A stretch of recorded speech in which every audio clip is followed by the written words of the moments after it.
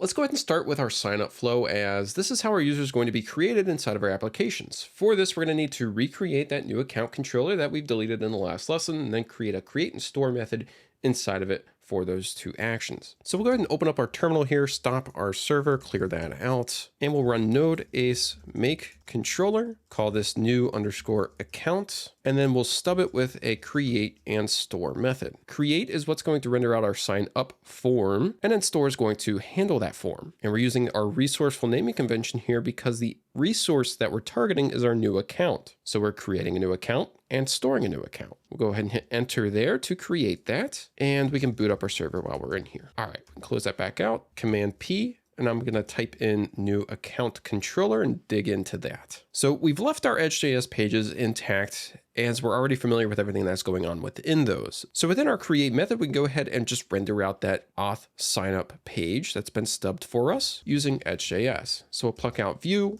and return view render.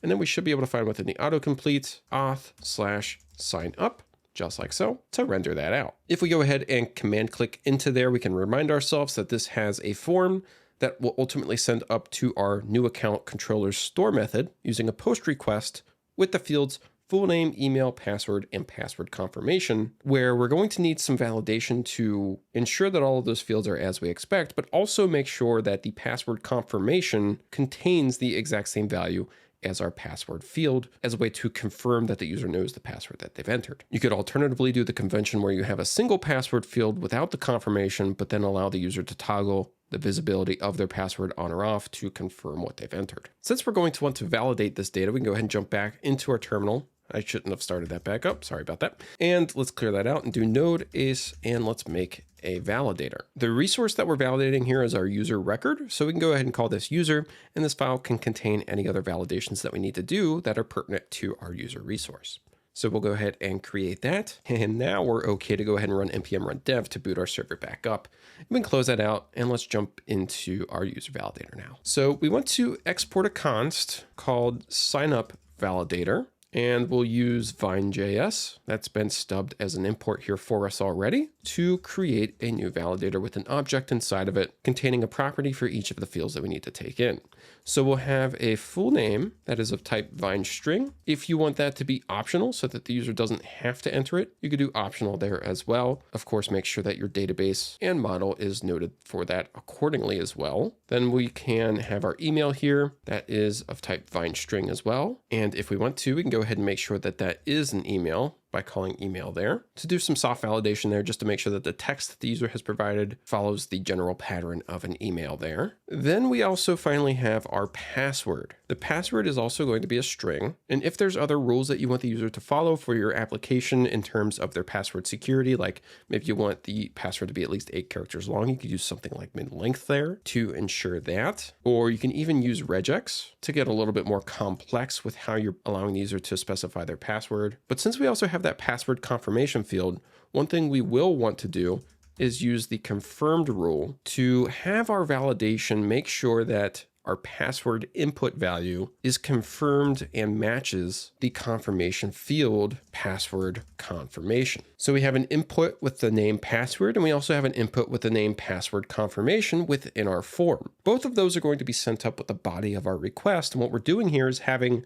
VineJS ingest the actual password value that's been submitted, verify that it's a string, and then once we verify that it's a string, it will confirm that the password that's been submitted also matches 1-for-1 with the password confirmation value that's been submitted. And with the way that this is written, we don't need to ingest the password confirmation within this validation rule at all, because we are not going to need to make use of that within our controller. Okay.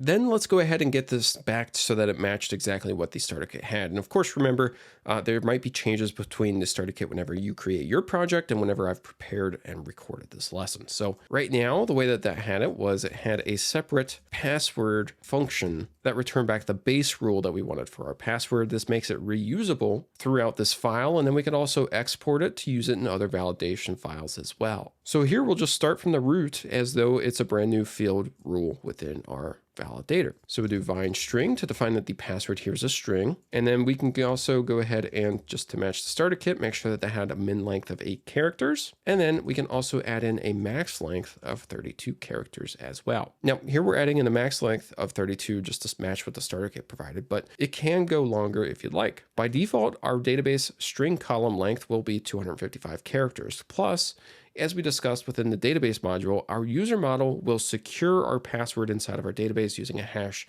mechanism. This results in our password looking something like this, and it might be a little bit longer than that as well. The length of the password stored within our database ultimately varies depending on our hash configuration. By default, AdonisJS has us set up to use script, which is also noted at the very beginning of this string. If we want, we could switch to Argon2, bscript, or other solutions via our configuration file that's located within config.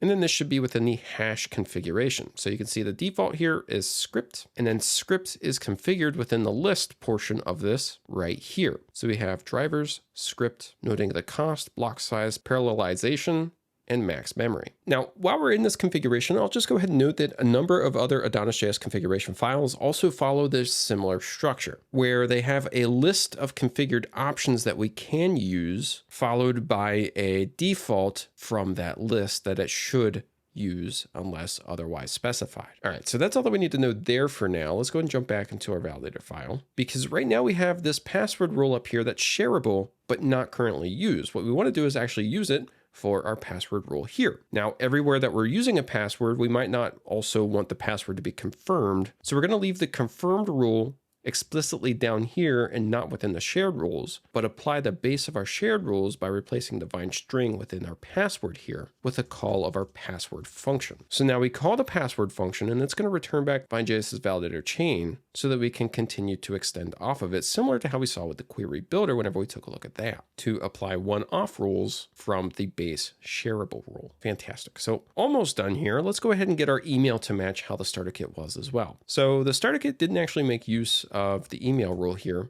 but it did contain a unique rule. This unique rule is going to make sure that the email the user has provided is unique and does not already exist inside of our users table. Well, not specifically the users table. This unique rule is reusable, and it takes in options that allow us to specify the table we want to target, which in this case is our users table, as well as the column that we want to make sure this value is unique in. So that's going to be our email column within our users table. As AdonisJS is performing our validation, then it will perform a query against our database to make sure that the email the user has provided does not exist inside of our users table for the email column. There's some additional options that this accepts as well, like there should be a case insensitive flag that we can set. So you can set that to true if you want the query that's performed to be case insensitive to ensure that you don't have a capital T Tom and a lowercase t Tom of the same email inside of your database. Also, if there's additional filtering that we need to do for this, and I'm going to go ahead and break this down because it's getting a little hard to read there. So if there's additional filtering that we need to do for this, there is also a filter function option for this that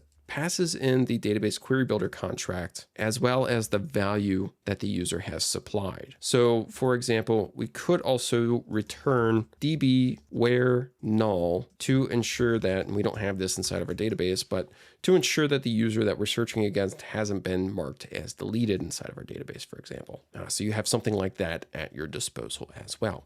Again, we're just going to match the starter kit as AdonisJS had provided it here with our rules. So I'm going to go ahead and just remove that there to get us back to just this. And AdonisJS also made the email rule reusable because that might be useful in something like the user settings where they might need to change their actual email, and same goes for the password. So we'll do vine string there. And here we can add in the email rule and ensure that this has a max length of 254 characters. Then of course, to use this rule, we just replace the vine string here with our email. And then the unique constraint is going to vary depending on the context of what we're validating. Here within our signup, we want to make sure that the user's email that they're signing up with does not exist inside of our database. But if they're changing their email, then we also want to omit the email that they're changing from.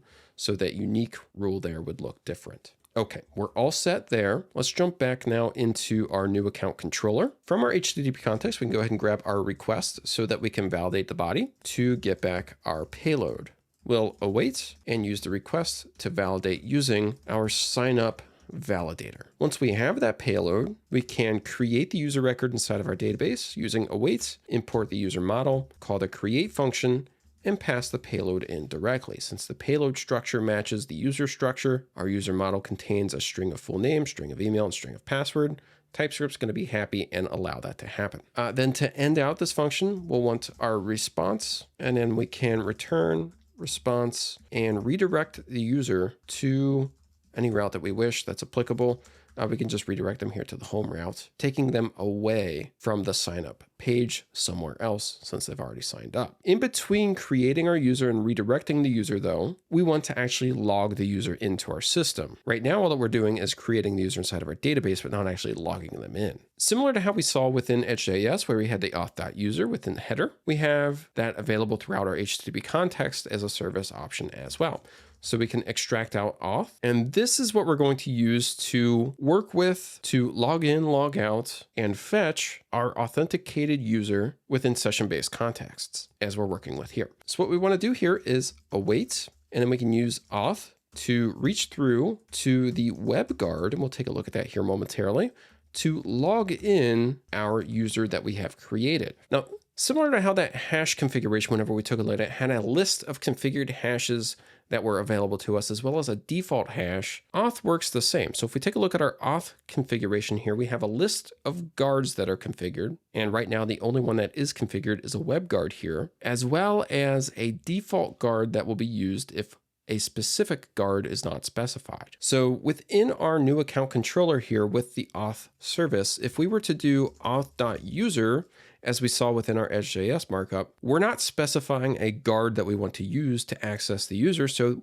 AdonisJS is going to refer back to the default guard from our configuration, which is web. So by doing auth.user, we're getting our web authenticated user. Specific to the auth service though, the types differ depending on what type of guard we're using. So if we were to use the default guard that we have, which is web, to log in a user, you're going to notice that TypeScript's going to complain that that function doesn't exist. That's because the type contract differs per authentication guard that we have defined. And so this is one context where in order to use the login function, we do need to specify the guard that we want to use in order for TypeScript's type to appropriately get picked up there. And note specifically that we're working with the session guard, which then provides the login function to us in that red squiggly there.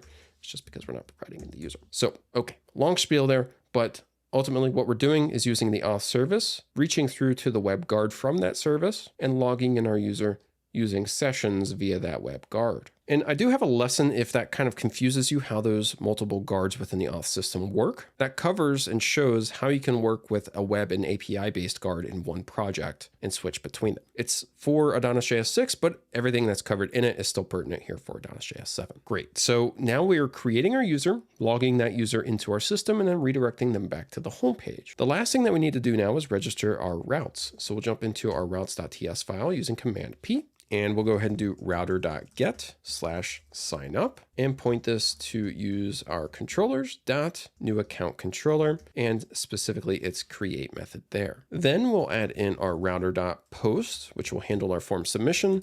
That too can be called sign up, and we'll reach through to our controllers, new account, and this one will specifically use the store method. And since it's been a minute since we worked with controllers, do remember that barrel files are updated when our dev server is running. So if you don't have your dev server running and then you go and create the new account, that barrel file is not going to update. So if you're not seeing the new account controller available to you, give your dev server a boot. That barrel file should then regenerate and you should see it come listed through. Great. Finally, we can go ahead and add back a small portion to our header partial from our to-do. So within our nav here, we'll have our if and we have our auth user, and then we'll have an else for when the user's not logged in, and then we can end our if. So if the user's logged in, we can go ahead and show their initials avatar. So we'll reach through to the avatar component, pass in initials, if I spelled that right, and then we'll reach through to the authenticated user's model to grab the initials getter that we have defined on that. If a user's not logged in, then we'll go ahead and supply a link to the route new_account.create with the text sign up. So when a user is authenticated, The auth user is going to contain that authenticated user's model instance, allowing us to reach through to the initials getter as well as any other property that we want off of that user to use as we're rendering. Same goes within our controller context. Otherwise, if a user is not authenticated, then we're going to go ahead and show a link to our sign up page. So with that said, we should be able to go ahead and jump back into our browser, and we should see our sign up button right there. Should be able to click on it to see our form. And I'm going to enter in for our test name, testuser1, with an email testuser1@test.com. And I'm just going to put something there for our password, and then we can confirm it with something there as well. I'm going to hit enter to submit it. It's going to redirect us back to the home page. And now I'm going to see my initials appear instead of the sign up button, indicating that we are now logged in. So that's created our testuser1 record inside of our database, logged us in, and then redirected us back to the home page after it's done so.